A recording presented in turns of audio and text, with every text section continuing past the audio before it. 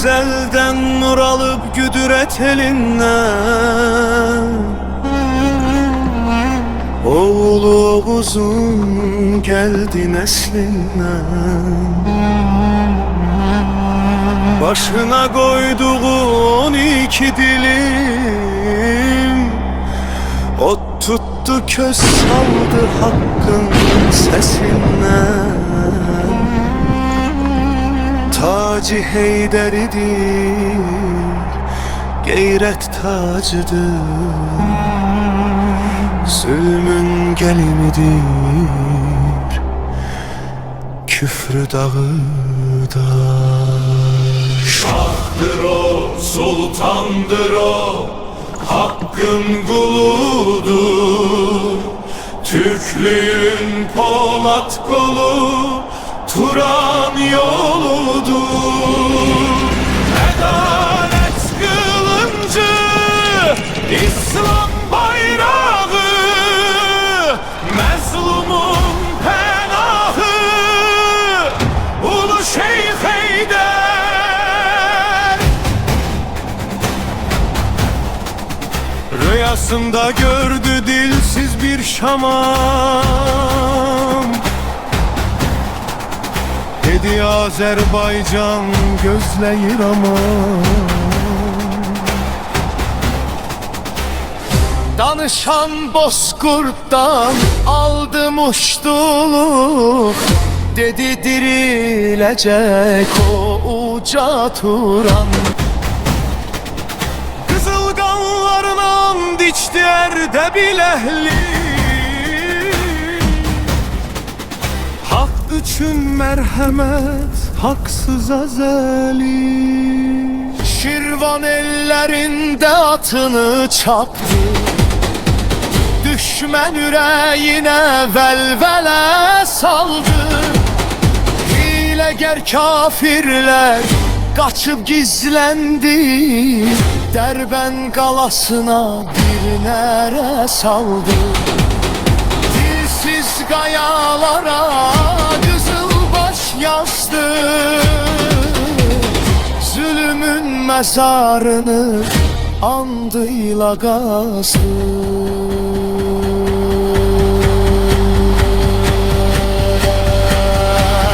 Şahdır o, sultandır o, hakkın koludur.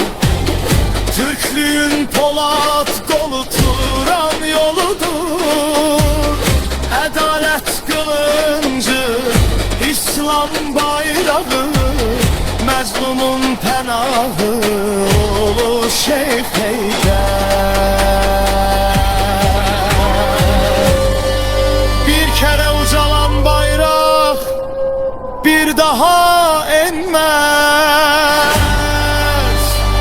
Heydər'in yandırdığı bu meşal sönmez. Sultan Ali gelir, İsmail gelir, bütöv Azerbaycan'ın igidi bitmez. Prolog, Qızılbaşlar və qətliam. Dumanlı gecənin sükutunu qəfil at kişnərtiləri və məşhəllərin vahiməli cızıltısı yarır.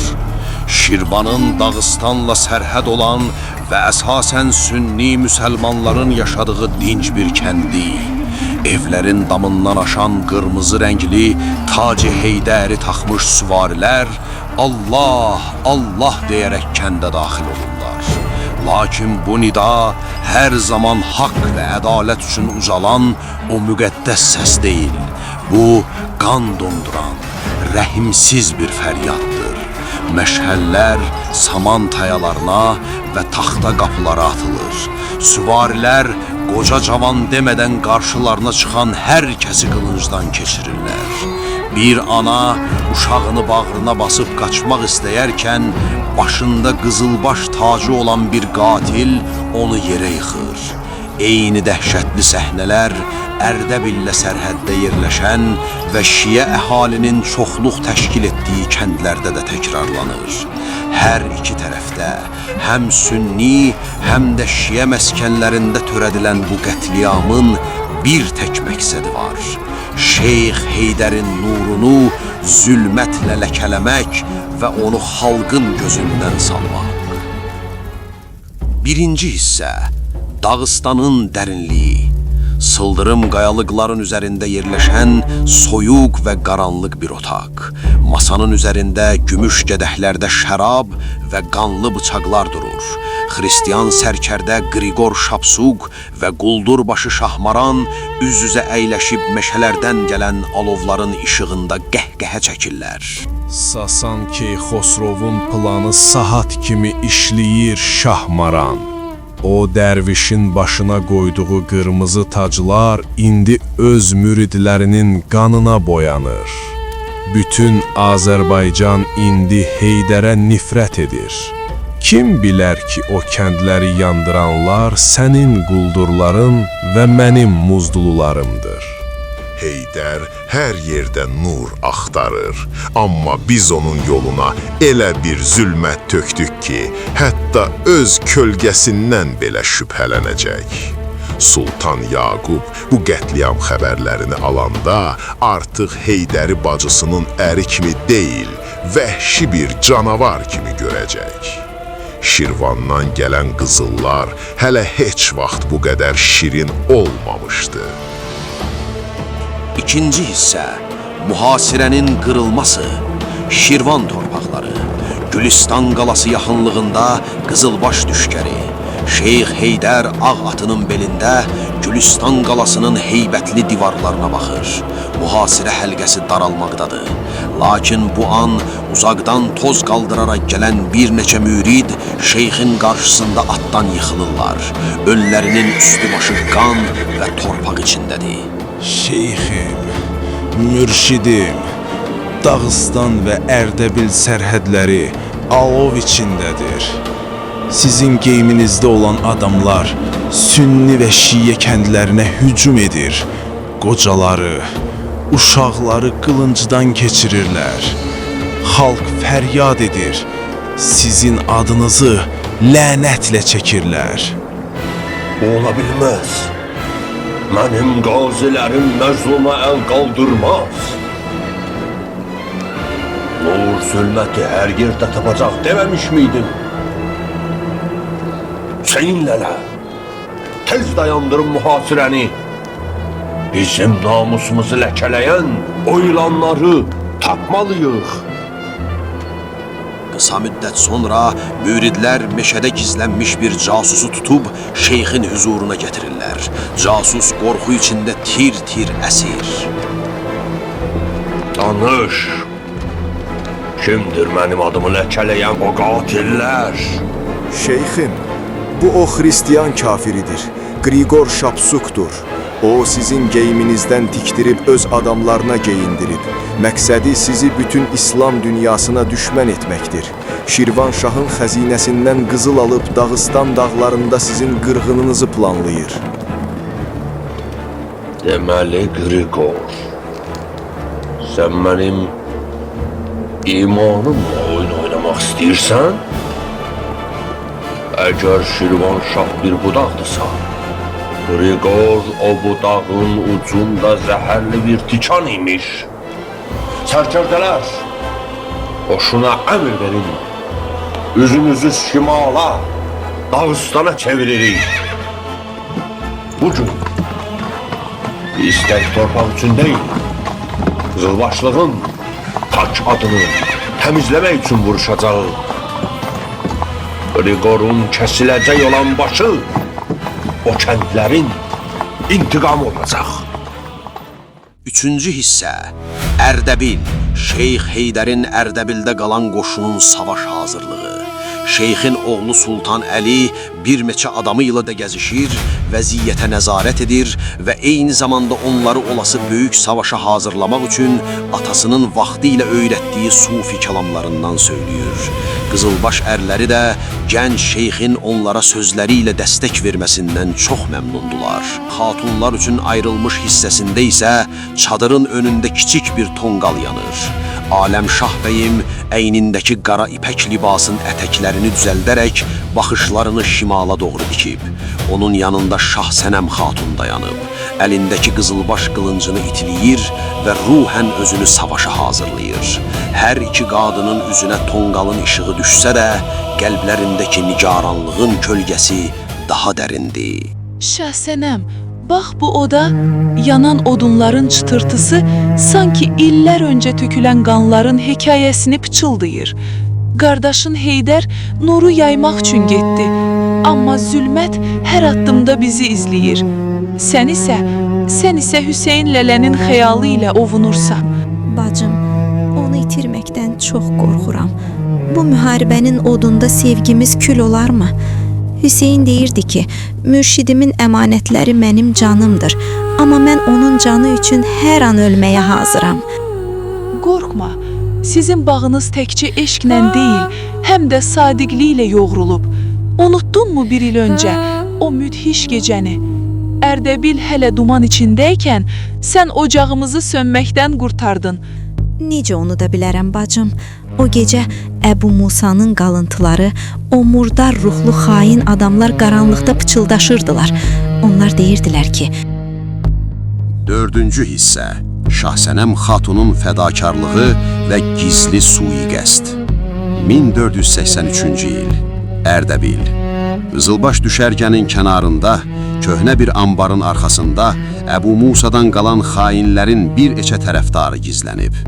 Onlar Əbu Musanın qisasını almaq və şeyxin ən böyük dayağını devirmək üçün fürsət axtarırlar. Şah Sənəm xatun düşərgənin qadınlar hissəsinə gedərkən qəfil dayanıb, qaranlıq küncdən gələn pıçıltılar eşidir. Hüseyn Lələ mürşidin qəlbidir. Onu bu gecə çadırında boğsaq, Heydər bir qolunu itirər. Şeyx daxili qovğadan başını qaldıra bilməyəcək. namərdlər, Əbu Musanın murdar ruhu hələ də aramızda dolaşır. Hüseynin qanına susayanların əllərini mən kəsməliyəm. Şah Sənəm kölgə kimi sivişib Hüseyn bəy Şamlının çadırına tərəf qaçır. Hüseyn bəy çadırda tək başına xəritə üzərində çalışır.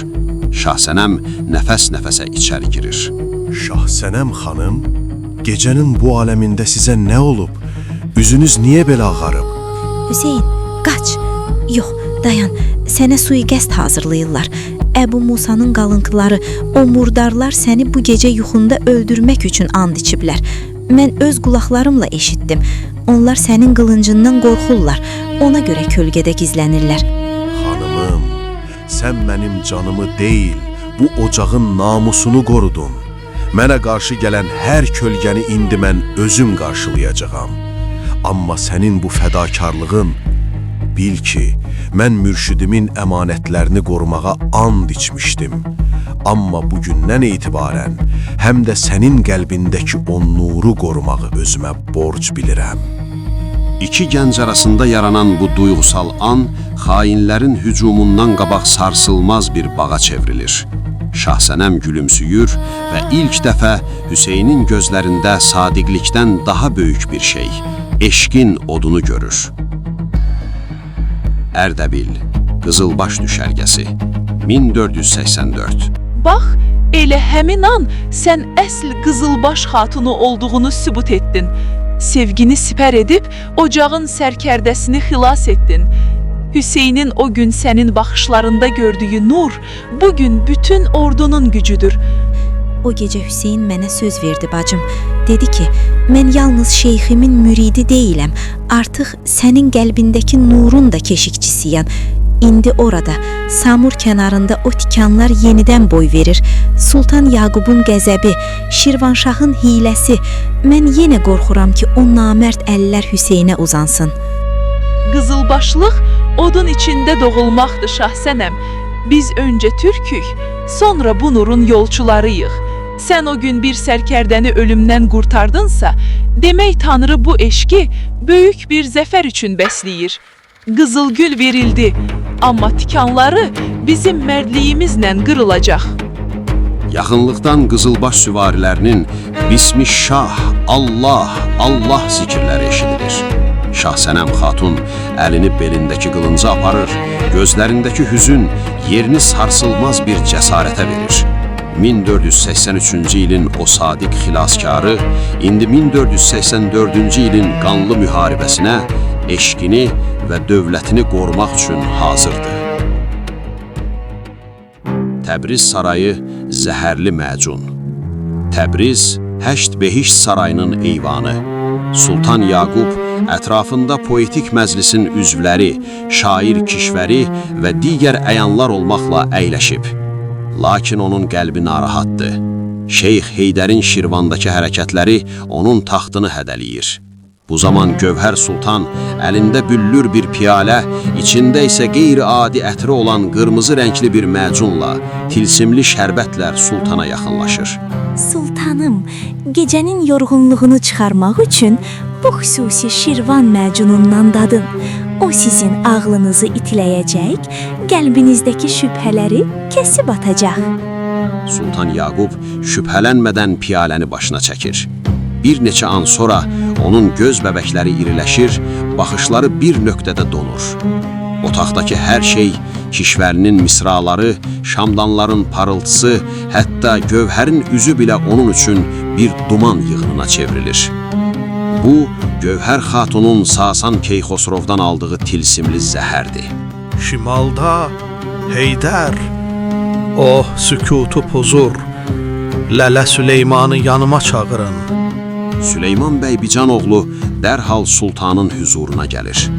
O, sultanın bu hallı vəziyyətini görəndə Gövhərlə bir anlıq baxışları toqquşur. Biri xəyanətin ləzzətini, digəri isə fürsətin ağırlığını duyur. Lələ, sənə əmr edirəm, dərhal 4000'lik seçmə qoşun topla, Şirvanşahın yardımına get. Əgər Heydər qəzavat deyib Şirvanın bağrını yarırsa, sən də ağ qoyunlu sancağı ilə o bağı qoru. Fərrux Yasarın göz yaşları bizim xəcalətimiz olmamalıdır.